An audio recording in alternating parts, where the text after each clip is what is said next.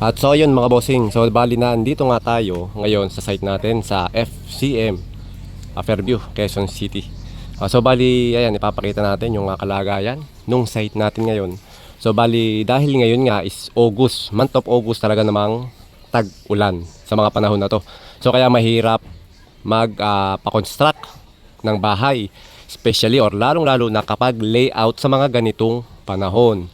So ito naman syempre at wala tayong pagpipilian, so napatapat talaga na yung excavation yan dito sa foundation ay napataon na dito sa Augusto pa talaga tumapat dahil nga so may mga delayment na nangyari sa process ng permit nito. So inabot almost ng 1 year yung permit nito. Hindi natin malaman ang kadahilanan kung bakit pinaabot ng ganon, pero syempre alam niyo naman mga bossing, pagdating kasi sa mga permit, kapag wala kang ganyan, alam mo na, mga padupadulas, or kapag ayaw ka talaga or gigipitin ka talaga ng mga nasa pwesto ay hindi ka kagad-agad maaasikaso. So naandyan na yung ipepending yung mga permit, no?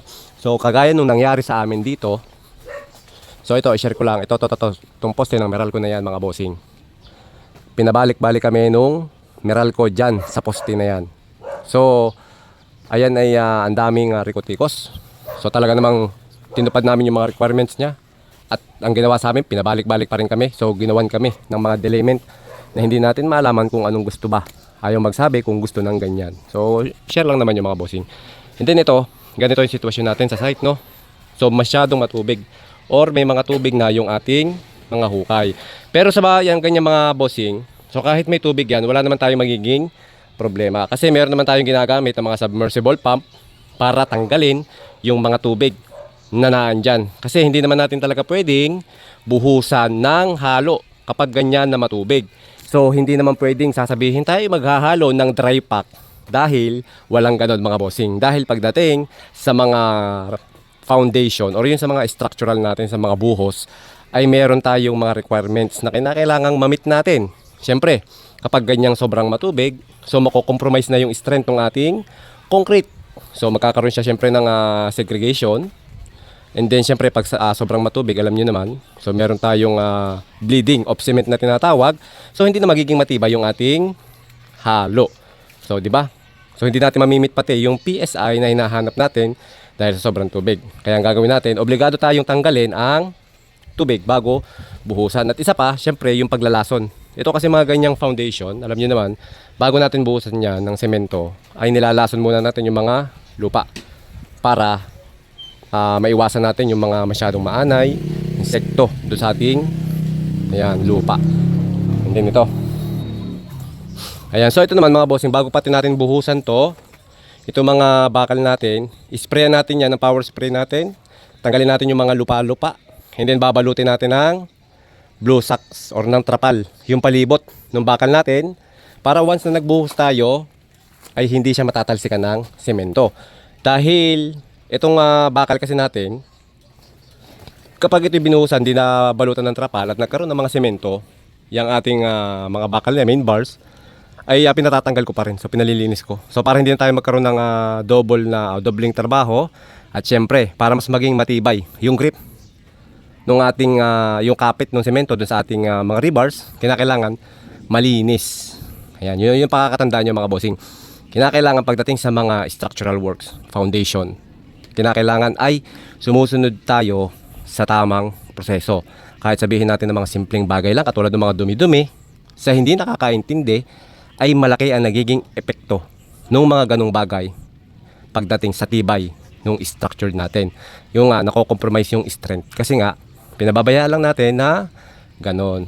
Ayan mga bossing. And then dito, ito ipapahuling natin muna itong ating mga lupa. Ayan, kasi napakaputik mga bossing. Hindi rin makakilos ng maayos kapag ganyang maputik. Isa pa ang kinababahala natin mga bossing, kapag ganito kasing matubig, so paglulusong yung mga tao ay pwede tayong makakuha ng sakit kasi baka mamaya may ihi ng daga. So nandiyan na yung leptospirosis, usong-uso yan mga bossing kapag ganitong tag-ulan. Ayan, so kaya iniingatan natin, tsaka yung mga sakit, trangkaso, para makaiwas tayo. Ayan, so ito ngayon, ayan, nakita nyo mga bossing, nakatayo na yung ating mga bakal ng poste. So bali ilan na yung nakatayo na? Isa, dalawa, tatlo, apat, lima, anim. So bali itong bahay na to ay may 11 poste. So bali 5 na lang yung hindi na ilalagay. Ayan, ang problema natin, itong gantong sitwasyon. So kaya kailangan talaga pag gantong mga month of August ay meron tayong mga ipon. Dahil siyempre nakakaawa naman talaga mga bossing yung tao kapag ganito na hindi makakumpleto ng isang linggo. Ayan. So ito naman ay tiyagaan lang muna ngayon. And then once na gumanda na yung panahon, ayan, makakabuelo naman tayo ng gawa. At kapag ganitong masyadong masisikip mga bossing ang space katulad nito. So dito meron nga kalsada pero syempre may mga gumagamit din ng ibang part ng ating kalsada. So bali sharing road tayo mga bossing, no. So kapag ganitong medyo masikip ang ating space, gagawin natin portion by portion lang yung trabaho. Yung katulad niyan, may 6 na poste nang nakalaglag diyan, nakakasa. So once na mabuhusan natin yung footings niya, ay popormahan agad natin yung mga poste para makataas yung ating poste. Nang sa ganon, maibalik naman natin yung ibang lupa diyan sa mga pinaghukayan. Nang sa ganon, meron na naman tayong another space na magagalawan. Ayan, and then, ang mga materials naman, so bali may papadeliver tayong buhangin, tsaka graba dito natin ipapalagay.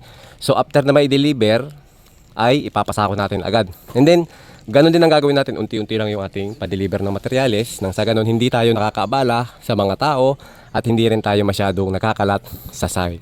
Ayan, so para hindi tayo minsan napapagalitan, napapagsabihan ng mga homeowners, ng mga dumadaan. So kinakailangan natin palagi yung mga dumadaan dito sa road na to may safety.